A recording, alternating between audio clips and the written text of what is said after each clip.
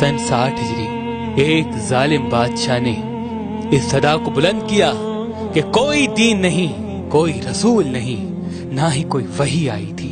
ताकत दौलत के सामने पूरी दुनिया खामोश रही, किसी ने कुछ नहीं कहा। बस एक चक्की पीसने वाली माँ और एक फटे पुराने और टूटी हुई चप्पल पहनने वाले बाप का बेटा हुसैन इब्ने अली उठा और कहा, ऐ यजीद, तू झूठा है। मेरा नाना मोहम्मद मुस्तफ़ा सल्लल्लाहु अलैहि वसल्लम अल्लाह के रसूल हैं। कुरान अल्लाह की तरफ से नाजिल हुआ है ताकि इंसान अपनी इस्लाह कर सके। यजीद ने कहा, तू मुझे नहीं जानता, मेरे पास तलवार है, दौलत है, हुकूमत है। इमाम हुसैन ने कहा, मेरे पास सब्र है, शराफत है, सदाकत है। बस रात की तारीकी में इमाम हुसैन अपने नाना रसूल अल्लाह के रोजे पे आते हैं। अल्लाह के महबूब ख्वाब में आते हैं और फरमाते हैं, ऐ मेरे नवासे, इसी दिन के लिए तुम्हारी परवरिश की, तुम्हें इस्लाम पर कुर्बान होना है, अपना सब कुछ दीन खुदा पे फिदा करना है, अपने खून से इस्लाम की सदाकत को बयान करना है, अपने सर को तन से जुदा करवा के नौके नेज़ा पे सवार करवा के कुरान की तिलावत को सुनाना है, ताकि रोजे महशर तक कोई यजीद ये कह ना सके कि तुम्हारा नाना झूठा था। बस ये कहना था। इमाम हुसैन अपनी बहनों बेटियों को लेकर मक्के से होकर करबला की तरफ रवां हो गए। फौजे यजीद ने चारों तरफ से मौला हुसैन को घेर लिया। 3 दिन से पानी बंद कर लिया। इमाम हुसैन सब्र करते रहे। शब आशूर अपने तमाम चाहने वालों को एक खैमे में बुलाया और कहा, ऐ मुझसे प्यार करने वालों, ये जो बाहर फौज खड़ी है ये सब मेरे नाना के दीन के दुश्मन हैं, मेरे बाबा के दुश्मन हैं। इन सबको मेरा खून चाहिए, मेरा सर चाहिए। मैं तुम सब के लिए हुज्जत तमाम करता हूँ। जाओ, अपने गांव वापस चले जाओ, तुम्हारी जन्नत का जामिन मैं हूँ। बस ये कहना था। सब इमाम हुसैन को हसरत की निगाह से देखते रहे। इमाम हुसैन ने कहा, शायद तुम्हें आंखों की शर्म ने रोके रखा है। अब्बास, चराग बुझा दो। चराग का बुझना था। इमाम हुसैन ने कहा, जाओ, अपने अपने शहर वापस चले जाओ, तुम सब की जन्नत का जामिन मैं हूँ। तुम सबको शहादत का मर्तबा अल्लाह से मैं लेके दूंगा। जाओ। बस कुछ देर के बाद इमाम हुसैन ने जैसे ही चराग जलाया, क्या देखें, सबके सब तलवार अपनी गर्दन पे रख के कहते हैं, ऐ हमारे आका हुसैन, आपको छोड़ के कैसे जाएं? ना हमें जन्नत की लालच है, ना हमें जानों का खौफ है। सिर्फ इतना बताएं, जब रोजे महशर आपके नाना पूछेंगे कि मेरे नवासे को ऐसे ही छोड़ दिया, आपकी वालदा पूछेगी कि मेरे बेटे को ऐसे ही तलवारों के बीच में छोड़ दिया, तो उनको क्या जवाब देंगे? हमें आपके कदमों पे कुर्बान होना है। बस 10 मुहर्रम का सूरज तुलू हुआ। इमाम हुसैन ने कहा, अकबर, अजान दो। अली अकबर की अजान से सहराए करबला गूंज उठा और नमाज फज्र में ही इमाम हुसैन पे हमला हो चुका। एक एक इमाम हुसैन के कदमों पे कुर्बान होता गया। कभी हुर का लाशा आता है तो कभी हबीब इब्ने मज़ाहिर का, कभी ओन और मोहम्मद के लाश आते हैं तो कभी कासिम के टुकड़े मिलते हैं। तारीख ने लिखा, इमाम हुसैन अलैहिस्सलाम अपने नाना रसूल अल्लाह से बहुत प्यार करते थे। अपने नाना की रहलत के बाद बार बार अपने बाबा अली से कहते थे, बाबा, मुझे नाना की बहुत याद आती है। इमाम अली कहते थे, ऐ हुसैन, नमाज में दुआ मांगा करो, अल्लाह तुम्हें हम शक्ले पैगंबर अता करेगा। तो अल्लाह ने अली अकबर अता किया। जब भी नाना की याद आती थी, अली अकबर की जियारत किया करते थे।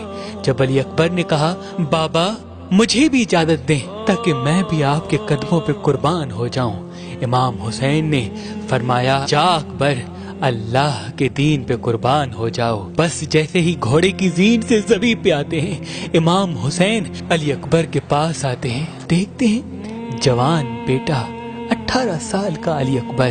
कहते हैं, बाबा, میرے سینے میں بہت تکلیف ہے۔ بس جیسے ہی سینے کے ہاتھ کو ہٹانا تھا، امام حسین دیکھتے ہیں ایک برچھی ہے جو علی اکبر کے کلیجے میں لگی ہے۔ بس ہاتھوں سے برچھی کو پکڑا ہے اور آسمان کی طرف نگاہ کر کے کہا، اے دادا ابراہیم دیکھ لے، جب آپ قربانی دے رہے تھے آپ کی آنکھیں بندی ہوئی تھی، دیکھو میرے دادا ابراہیم میں کس طرح سے قربانی دیتا ہوں۔ بس اللہ اکبر کہہ کر جیسے ہی برچھی کو نکالا، علی اکبر تڑپنے لگا اور برچھی کے ساتھ ساتھ علی اکبر کا کلیجہ امام حسین کے ہاتھوں میں آ گیا۔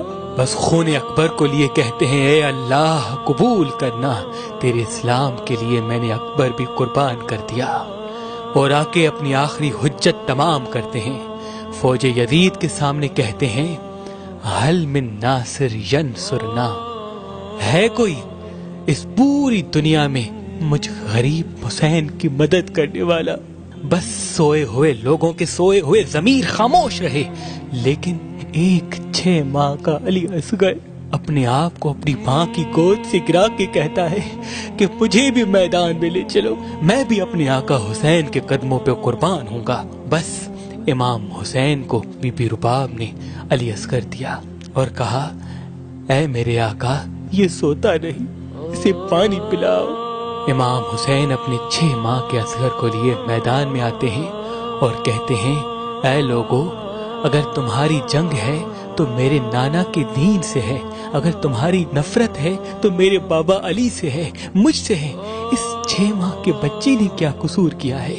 3 دن سے پانی نہ پینے کی وجہ سے اس کی ماں کا دودھ خشک ہو گیا ہے، بس چند قطرے اسے پانی پلاؤ۔ تو کسی ظالم نے کہا، اصغر اگر خود پانی مانگے گا تو ہم اس کو پانی پلائیں گے۔ بس جیسے ہی امام حسین نے کہا، اصغر پانی مانگو، یہ سننا تھا، عمر بن سعد نے کہا، حرملہ جلدی اصغر کا نشانہ لے اور جلدی تیر سے اس کا کام تمام کر، یہ آل رسول ہیں، اس میں کوئی شک نہیں آج اصغر پانی مانگ لے گا۔ اور اگر اصغر کی معصوم آواز فوج یزید تک پہنچی تو سب کے سب لوگ ہمارے خلاف ہو جائیں گے۔ اور جس تیر سے جانوروں کا شکار کیا جاتا تھا، ایک 6 ماہ کے بچے پر وہ تیر چلایا۔ اس تیر کی 3 نوکیں تھی۔ تاریخ نے لکھا، ایک علی اصغر کے کان میں لگی، ایک گلے میں لگی اور ایک کمر میں لگی۔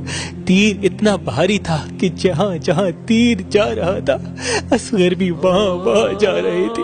تیر علی اصغر کو چیر کے امام حسین کے بازو پہ آ لگا۔ امام حسین نے جیسے ہی اپنے معصوم اصغر کو دیکھا، تاریخ نے لکھا کچھ خون نکلا، کچھ ماں کا دودھ علی اصغر کے جسم سے نکلا۔ امام حسین نے اس خون کو لے کے آسمان کی طرف پھینکنا چاہا، آسمان رونے لگا، زمین کی طرف پھینکنا چاہا، زمین تڑپنے لگی۔ وہ خون اصغر اپنے چہرے پہ مل لیا اور کہا، روز محشر میں اپنے نانا کو دکھاؤں گا کہ نانا، آپ کے دین کے لیے میں نے اصغر کس طرح قربان کیا۔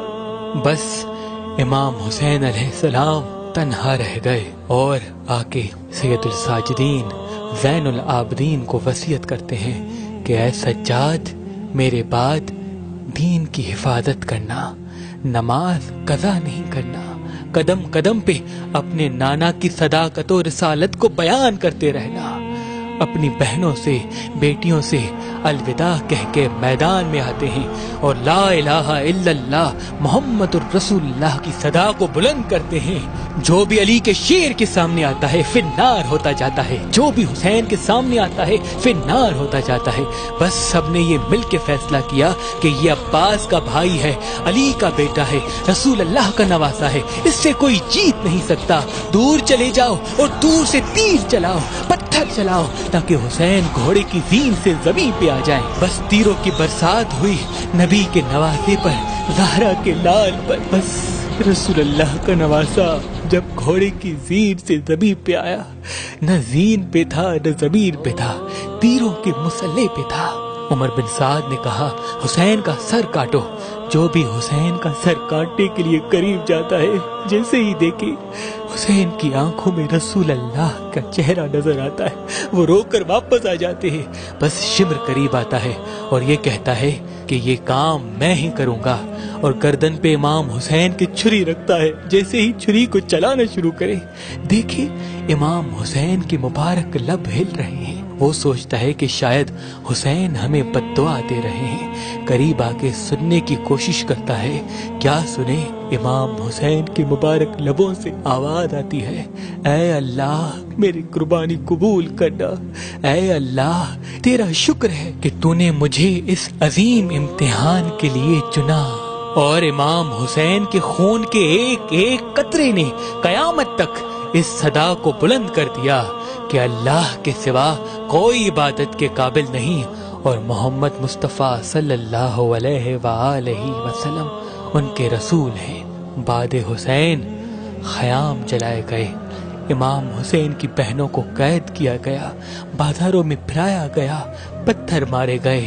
لیکن امام حسین کا کٹا ہوا سر نوکے نیزہ پہ سوار ہو کر بھی قرآن کی تلاوت سناتا گیا اور دنیا کو بتاتا گیا کہ دین حق کیا ہے.